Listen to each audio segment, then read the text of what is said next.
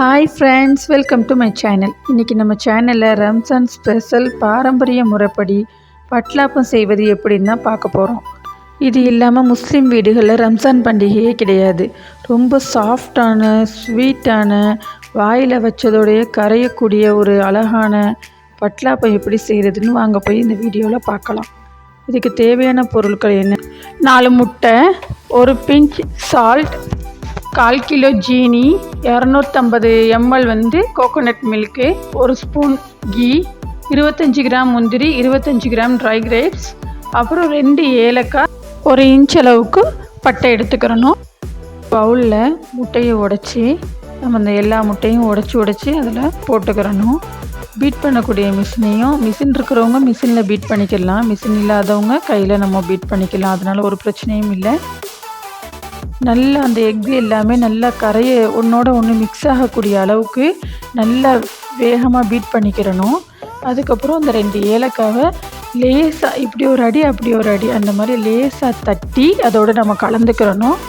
அதுக்கப்புறம் பட்டையும் அதே மாதிரி தான் நசுக்கி போடும்போது அதில் உள்ள நல்ல எசன்ஸ் ஃபுல்லாக இறங்கி நம்மளுக்கு ஒரு நல்ல ஃப்ளேவர் கிடைக்கும். ஒரு பிஞ்ச் அளவுக்கு சால்ட்டு, அப்போ தான் நம்ம ஜீனியை நல்லா நம்மளுக்கு தூக்கி கொடுக்கும். ரொம்ப ஜீனி தேவைப்படாது. இப்போ நம்ம ஜீனி ஆட் பண்ணிக்கலாம்.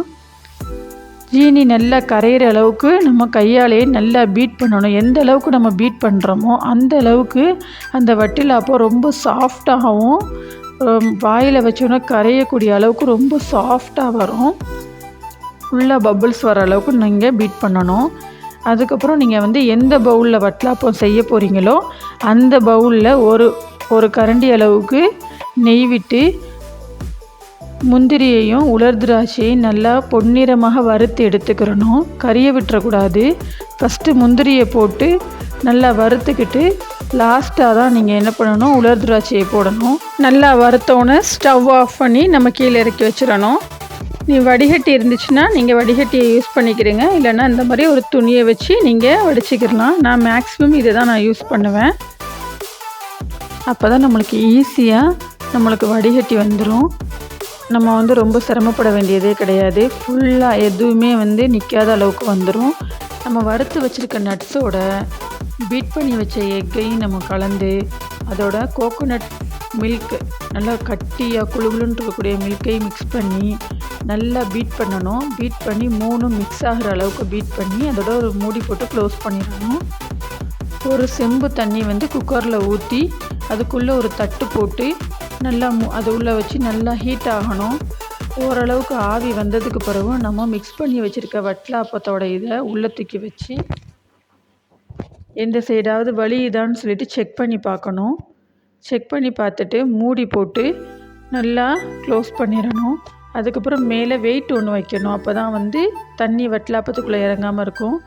குக்கர் விசில் போடாத குக்கரை நம்ம மூடி 30 மினிட்ஸ் அப்படியே நம்ம வேக விட்டுறணும். அப்புறம் 30 மினிட்ஸ்க்கு அப்புறம் நம்ம அதை ஓப்பன் பண்ணி பார்க்கணும். இப்போ 30 மினிட்ஸ் ஆயிடுச்சு. வாங்க நம்ம ஓப்பன் பண்ணி பார்ப்போம். இட்லிலாம் எப்படி அவிஞ்சிருச்சான்னு நம்ம செக் பண்ணுவோமோ அதே மாதிரி தான் இதையும் பண்ணணும். 30 மினிட்ஸ் ஸ்லோ ஃப்ளேமில் வச்சு நம்ம ஓப்பன் பண்ணி பார்க்கும்போது இந்த மாதிரி நம்மளுக்கு வெந்திருக்கும்.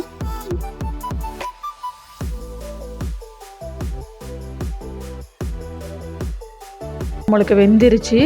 நம்ம ஸ்வீட்டான அழகான வட்லாப்பம் நம்மளுக்கு ரெடி ஆயிடுச்சு. இதுக்கு மேலே நம்ம சேவ் பண்ணுறதுக்கு நட்ஸை மட்டும் மேலே நம்ம தூவி விட்டால் வட்லாப்பம் ரெடி. இந்த வீடியோ உங்களுக்கு பிடிச்சிருந்துச்சுன்னா லைக் பண்ணுங்கள், கமெண்ட் பண்ணுங்கள், ஷேர் பண்ணுங்கள், சப்ஸ்கிரைப் பண்ணுங்கள்.